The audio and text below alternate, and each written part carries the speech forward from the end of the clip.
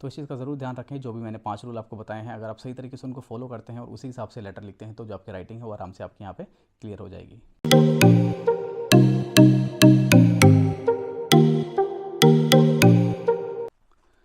Hello, हाँ जी, नमस्कार। मेरा नाम है संदीप चौहान। आप देख रहे हैं चौहान यूके वाइब्स। तो इस वाली वीडियो के अंदर हम लोग राइटिंग मॉड्यूल के बारे में डिस्कस करने वाले हैं।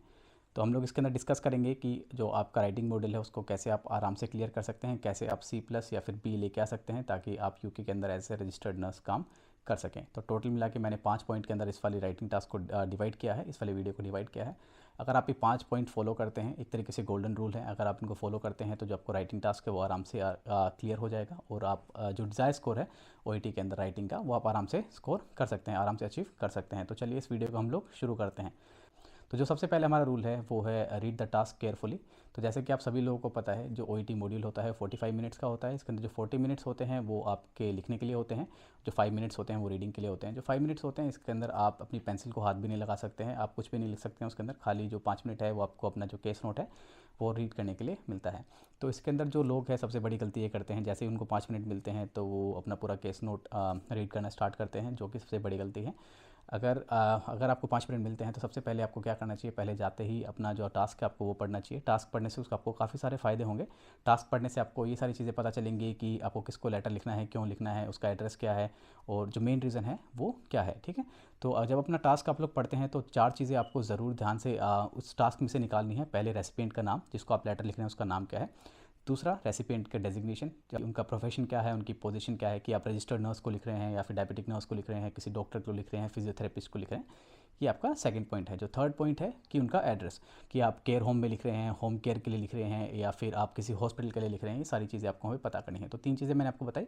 पहला आपका रेसिपिएंट का नाम, दूसरा जो रेसिपिएंट है उसकी पोजीशन या फिर उसका प्रोफेशन, थर्ड उनका एड्रेस। जो फोर्थ चीज़ आपको निकालनी है वो ये निकालनी है उस टास्क के अंदर से कि जो लेटर है वो किस टाइप का लेटर है।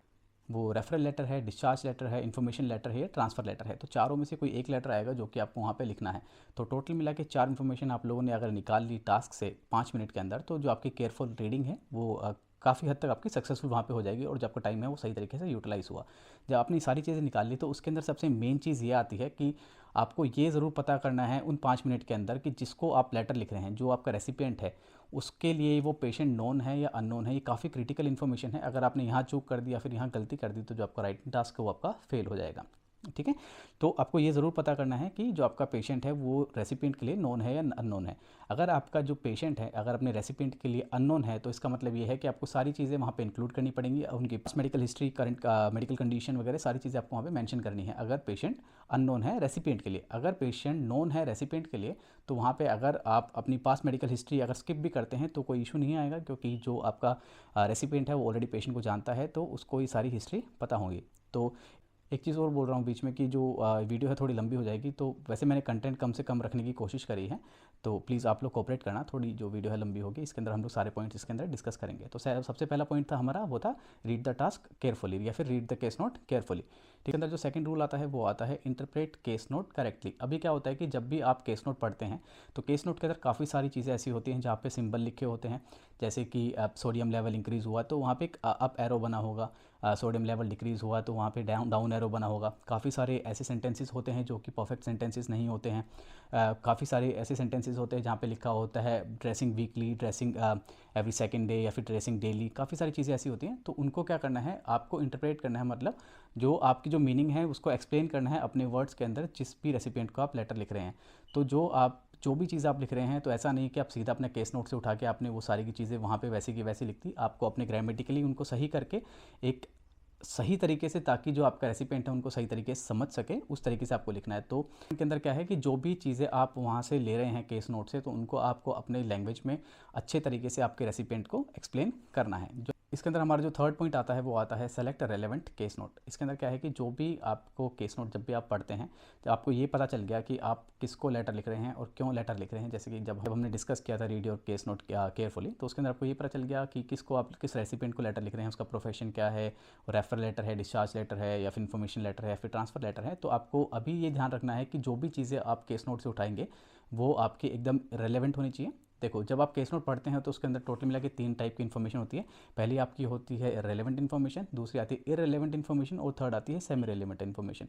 तो आपको ये सारी चीज़ें ध्यान रखनी है कि आपको जो भी इररेलेवेंट इन्फॉर्मेशन है, जो कि रीडर के लिए या फिर जो भी रेसिपेंट है जिसको हम लोग लेटर लिख रहे हैं, अगर उसके लिए वो चीज़ें ज़रूरी नहीं है तो आपको वो सारी चीज़ें अवॉइड करनी है, वो चीज़ें आपको वहाँ पे नेगलेक्ट करनी है, आपको चीज़ें वहाँ पे नहीं लिखनी है। जो भी चीज़ें रेलेवेंट हैं, जो कि ज़रूरी हैं रीडर के लिए या फिर रेसिपिएंट के लिए, तो आपको वो सारी चीज़ें वहाँ पे इंक्लूड करनी है। तो तीसरी चीज़ आती है हमारी सेमी रेलेवेंट चीज़ें। ऐसा होता है कि जब आप डायबिटिक नर्स को अगर आप लेटर लिखते हैं, एग्जांपल लेते हैं, अगर आप डायबिटिक नर्स को लेटर लिखते हैं, वहाँ पे जो डाइट की चीज़ें आती हैं, जहाँ पे डाइटिशियन को भी इंक्लूड करना पड़ता है, तो वहाँ पे आप उन चीज़ों को इंक्लूड कर सकते हो।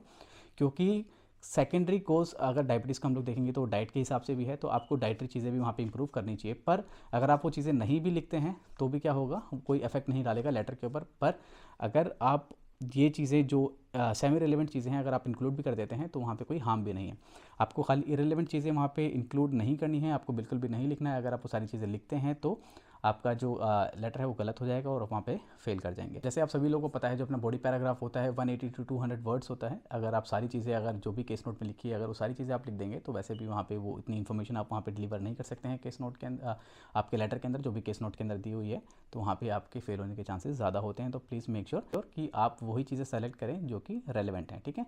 तो ये हमारा थर्ड पॉइंट था। चौथा हमारा पॉइंट आता है organise the case note logically. तो इसके अंदर क्या है कि जो भी चीज़ें हम लोग लिख रहे हैं लेटर के अंदर, वो एक फ्लो के अंदर होनी चाहिए। ऐसा नहीं है कि आपने कोई भी इन्फॉर्मेशन कहीं कहीं पे भी लिख दी, ऐसा बिल्कुल भी नहीं होना चाहिए। सबसे पहले आपका जो इन्फॉर्मेशन है उसके अंदर सबसे पहले अपना आता है आपका इंट्रोडक्शन पैराग्राफ, जो कि आपका इंट्रोडक्शन है। उसके अंदर 3 W's का आपको ज़रूर ध्यान रखना है, to whom you are writing the letter, for whom you are writing the letter and why you are writing the letter. तो अगर ये 3 चीज़ें अगर आपने वहाँ पे इंट्रोडक्शन पैराग्राफ में सही कर दी तो आपका जो लेटर है वो एकदम क्लियर होगा, और जो सामने वाला रीडर है उसके सामने भी एक पर्पस क्लियर होगा कि हाँ, ये जो लेटर है इन्होंने मुझे लिखा है, किस पेशेंट के लिए लिखा है, और इस लेटर को लिखने का रीज़न क्या है कि इन लोगों ने मुझे लेटर क्यों लिखा है। जब आप उनको ये सारी चीज़ें क्लियर होंगी, उसके बाद आपका फर्स्ट बॉडी पैराग्राफ आएगा, फिर सेकंड बॉडी पैराग्राफ आएगा और फिर क्लोजिंग आएगी। तो जो भी चीज़ें होंगी सिस्टमेटिक वे में और लॉजिकली चलेंगे, एक फ्लो के अंदर चलेंगे। ऐसा नहीं है कि आप कुछ भी लिख रहे हैं और कहीं पे भी लिख रहे हैं तो वो आपका लेटर वहाँ पे गलत हो जाएगा। दूसरी चीज़, एक चीज़ का ज़रूर ध्यान रखें, जो भी क्रिटिकल इन्फॉर्मेशन है जो कि आपको रीडर को 100% श्योर देनी ही है, तो वो चीज़ें 100% आप लिखें। ऐसा नहीं कि आप उनको लास्ट पैराग्राफ में इंक्लूड कर रहे हैं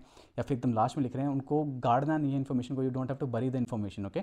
तो आपको वो सारी इन्फॉर्मेशन सामने रखनी है ताकि जो रीडर है उनको इन सब चीज़ों के बारे में पता चले। जो हमारा रूल है, जो हमारा सबसे इंपॉर्टेंट रूल है, वो है आपका ट्रांसफॉर्मिंग केस नोट एक्यूरेटली। तो इसके अंदर क्या है, जितनी भी ग्रामेटिकल मिस्टेक है, 20% मार्क्स आपके यहाँ पे ग्रामर के होते हैं। अगर थोड़ी आपकी ग्रामर गलत होती है तो वहाँ पे नंबर जाने के ज़्यादा चांसेस होते हैं।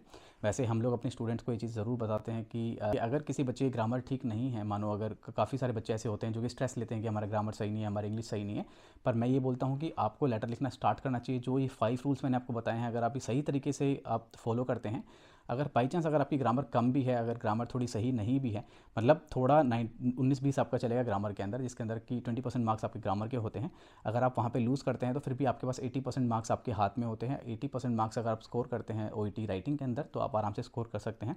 जैसे कि मैं ज़्यादातर अपनी वीडियोज़ के अंदर ये बोलता हूँ कि यूके के अंदर ये काफ़ी अच्छा है कि आपको राइटिंग के अंदर खाली C+E स्कोर करना है। अगर आपकी थोड़ी बहुत ग्रामर इधर उधर होती है तो आप, अगर ग्रामर के ऊपर आपका सही कमांड नहीं है तो भी आप अपनी राइटिंग है उसके अंदर आराम से स्कोर कर सकते हैं।